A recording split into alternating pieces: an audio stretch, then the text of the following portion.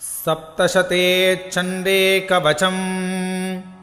श्रीगणेशाय नमः। श्रीसरस्वत्यै नमः। श्रीगुरुभ्यो नमः। श्रीकुलदेवतायै नमः। अविघ्नमस्तु। ॐ नारायणाय नमः। ॐ नरायनरोत्तमाय नमः। ॐ सरस्वतीदेव्यै नमः। ॐ वेदव्यासाय नमः। अस्य श्रीचण्डीकवचस्य ब्रह्मा ऋषिः अनुष्टुप्छन्दः चामुण्डा देवता अङ्गन्यासोक्तमातरो बीजम् दिग्बन्धदेवतास्तत्त्वम्। श्रीजगदम्बा प्रीत्यर्थे सप्तशती पाठाङ्गजपे विनियोगः। ॐ नमश्चण्डिकायै। मार्कण्डेय उवाच। ॐ यद्गुह्यं परमं लोके सर्वरक्षाकरन्नृणाम् यन्न कस्तचिदाख्यातं तन्मे ब्रूहि पितामह।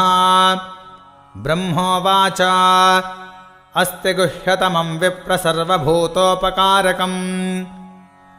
देव्यास्तु कवचं पुण्यं तच्छृणुष्व महामुने। प्रथमं शैलपुत्रेति द्वितीयं ब्रह्मचारिणे। तृतीयं चन्द्रघण्टेति कूष्माण्डेति चतुर्थकम्। पञ्चमं स्कन्दमातेति षष्ठं कात्यायनेति च। सप्तमं कालरात्रिश्च महागौरेति चाष्टमम्। नवमं सिद्धिदात्री च नवदुर्गाः प्रकीर्तिताः। उक्तान्येतानि नामानि ब्रह्मणैव महात्मना। अग्निना दह्यमानस्तु शत्रुमध्ये गतोरणे। विषमे दुर्गमे चैव भयार्ताश्चरणं गताः। न तेषां जायते किञ्चिदशुभं रणसङ्कटे। नापदन्तस्य पश्यामि शोकदुःखभयन्नहि। यैस्तु भक्त्या स्मृता नूनं तेषां सिद्धिप्रजायते। प्रेतसंस्था तु चामुण्डा वाराही महिषासना। ऐन्द्री गजसमारूढा वैष्णवी गरुडासना। माहेश्वरी वृषारूढा कौमारी शिखिवाहना।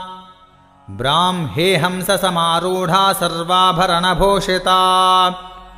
नानाभरणशोभाढ्या नानारत्नोपशोभिताः।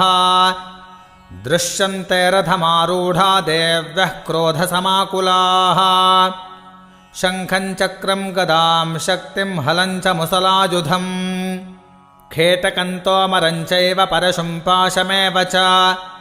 कुन्तायुधं त्रिशूलं च शार्ङ्गमायुधमुत्तमम्। दैत्यानां देहनाशाय भक्तानामभयाय च। धारयन्त्यायुधानेत्थं देवानां च हिताय वै। महाबले महोत्साहे महाभयविनाशिने। त्राहि मां देवि दुष्प्रेक्षे शत्रूणां भयवर्धिने। प्राच्यां रक्षतु मामैन्द्री आग्नेय्यामग्निदेवता। दक्षिणेव तु वाराही नैऋत्यां खड्गधारिणे। प्रतीच्यां वारुणे रक्षेद्वायव्यां मृगवाहिने। उदेच्यां रक्ष कौबेरी ईशान्यां शूलधारिणे। ऊर्ध्वं ब्रह्माणि मे रक्ष ददस्ताद्वैष्णवी तथा। एवं दशदिशो रक्षेच्चामुण्डा शववाहना। जया मे अग्रतः पातु विजया पातु पृष्ठतः।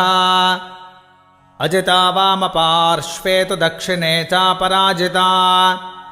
शिखां मे द्योतिनी रक्षे दुमामूर्ध्नि व्यवस्थिता। मालाधरे ललाटे च भ्रुवौ रक्षेद्यशस्विनी। त्रिनेत्रा च भ्रुवोर्मध्ये जमघण्टा च नासिके। शङ्खिने चक्षुषोर्मध्ये श्रोत्रयोर्द्वारवासिनी। कपोलौ कालिका रक्षेत् कर्णमूले तु शाङ्करी। नासिकायां सुगन्धा च उत्तरोष्टे च चर्चिका अधरे चामृतकला जिह्वायां च सरस्वती दन्तान् रक्षतु कौमारी कण्ठमध्ये तु चण्डिका घण्टिकाञ्चित्रघण्टा च महामाया च तालुके कामाक्षे चिबुकं रक्षेद्वाचं मे सर्वमङ्गला ग्रीवायां भद्रकाले च पृष्ठवंशे धनुर्धरे नीलग्रीवा बहिः कण्ठे नलिकान्नलकूबरे खड्गधारिण्युभौ स्कन्धौ बाहू मे वज्रधारिणे हस्तयोर्दण्डिने रक्षेदम्बिका चाङ्गुलीस्तथा नखाञ्छूलेश्वरी रक्षेत् कुक्षौ रक्षेन्नलेश्वरी स्तनौ रक्षेन्महालक्ष्मीर्मनः शोकविनाशिनी हृदये ललिता देवी उदरे शूलधारिणी नाभौ च कामिनी रक्षेद्गुह्यं गुह्येश्वरी तथा कट्यां भगवती रक्षेज्जानुने विन्ध्यवासिनी भूतनाथा च मे ड्रम्ये ऊरू महिषवाहिनी जङ्घे महाबला प्रोक्ता सर्वकामप्रदायिनी गुल्फजोर्नारसिंहे च पादौ चामिततेजसी पादाङ्गुले श्रीर्मे रक्षेत् पादाधस्तलवासिनी नखान्दंष्ट्राकराले च केशांश्चैवोर्ध्वकेशिनी रोमकूपेषु कौबेरे त्वचं वागेश्वरी तथा रक्तमज्जावसा मांसान्यस्तिमेदांसि पार्वती अन्त्राणि कालरात्रिश्च पित्तञ्च मुकुटेश्वरी पद्मावती पद्मकोशे कफे चूडामणिस्तथा ज्वालामुखे नखज्वाला अभेद्या सर्वसन्धिषु शुक्रं ब्रह्माणि मे रक्षेच्छायां छत्रेश्वरी तथा अहङ्कारं मनोबुद्धिं रक्ष मे धर्मचारिणे प्राणापानौ तथा व्यानं समानो दानमेव च यशः कीर्तिं च लक्ष्मीं च सदा रक्षतु वैष्णवी गोत्रमिन्द्राणि मे रक्षेत् पशून्मे रक्ष चण्डिके पुत्रान् रक्षेन्महालक्ष्मीर्भार्यां रक्षतु भैरवी मार्गं क्षेमकरी रक्षेद्विजया सर्वतः स्थिता रक्षाहीनं तु यत्स्थानं वर्जितं कवचेन तु तत्सर्वं रक्ष मे देवे जयन्ती पापनाशिनी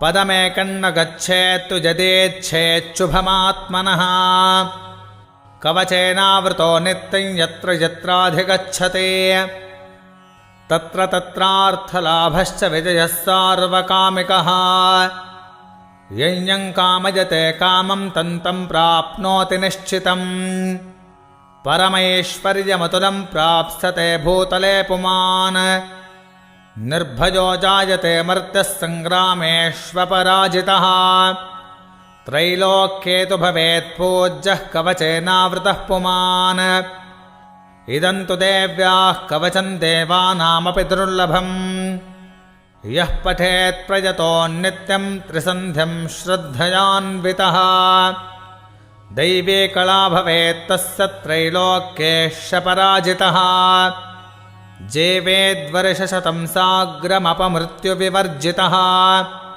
नश्यन्ति व्याधयः सर्वे लूता विस्फोटकादयः स्थावरं जङ्गमं वापि कृत्रिमं चापि यद्विषम् अभिचाराणि सर्वाणि मन्त्रयन्त्राणि भूतले भूचराः केचराश्चैव जलजाश्चोपदेशिकाः सहजाः कुलजामालाः शाकिनी डाकिनी तथा अन्तरिक्षचरा घोरा डाकिन्यश्च महाबलाः ग्रहभूतपिशाचाश्च यक्षगन्धर्वराक्षसाः ब्रह्मराक्षसवेतालाः कूष्माण्डाभैरवादयः नश्यन्ति दर्शनात् तस्य कवचे हृदि संस्थिते मानोन्नतिर्भवेद्राज्ञस्तेजो वृद्धिकरं परम् यशसा वर्धते सोऽपि कीर्तिमण्डितभूतले